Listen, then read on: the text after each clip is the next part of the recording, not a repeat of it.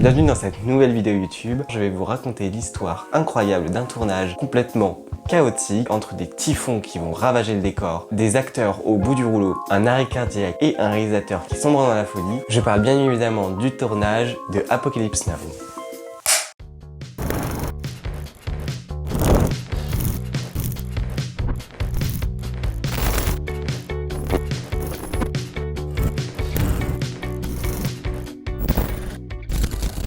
Pour comprendre pourquoi est-ce que ce film est si unique, il faut d'abord se pencher sur le réalisateur Francis Ford Coppola. Francis Ford Coppola est né à la fin des années 30. Un Lion d'honneur à Venise et un prix Lumière à Lyon. Bonsoir Francis Ford Coppola. En effet, en 1979, Francis Ford a déjà réalisé Le Parrain et Le Parrain 2. Deux des plus grands films de l'histoire du cinéma. Après ces deux succès, Francis Ford Coppola veut marquer les esprits, inspiré du roman Au cœur des ténèbres de Joseph Conrad, mais notre réalisateur veut plonger nos spectateurs dans un cauchemar au cœur même de la guerre du Vietnam. Problème, personne ne croit en ce projet, même les studios ne veulent pas investir dans ce projet. Ils trouvent que c'est trop cher, trop ambitieux et pas réalisable. Mais Coppola n'écoute personne. Il décide donc de financer une partie du film en hypothéquant ses propres biens. À ce moment-là, il joue tout. Sa vie, sa carrière, sa maison et sa famille. Mais les péripéties commencent dès le casting. Pour ce projet, Coppola présente un casting de rêve, ou presque. Il engage Martin Sheen pour jouer le rôle du capitaine Willard, un soldat envoyé en mission pour aller tuer le capitaine Kurtz, interprété lui-même par le légendaire Marlon Brando.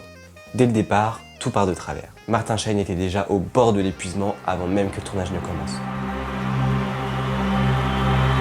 En effet, le chaos atteint son apogée puisque Martin Sheen subit une crise cardiaque à seulement 36 ans. Puisqu'à l'époque, le stress et les conditions de tournage ont eu raison de lui. Mais notre réalisateur est complètement terrifié par l'idée que les studios l'apprennent et donc décide d'arrêter le projet. Il va donc garder cet événement secret puisque Martin Sheen s'en remet et continue le tournage dans un état de fatigue extrême. Mais ce n'était pas assez puisque Marlon Brando arrive en surpoids, désintéressé, il n'avait pas lu le script et il exigeait qu'on le filme dans l'ombre pour ne pas qu'on voit sa silhouette. Ce qui oblige Coppola à réécrire des scènes entières et le plonge dans un cauchemar sans fin. À ce stade, Coppola n'en peut plus.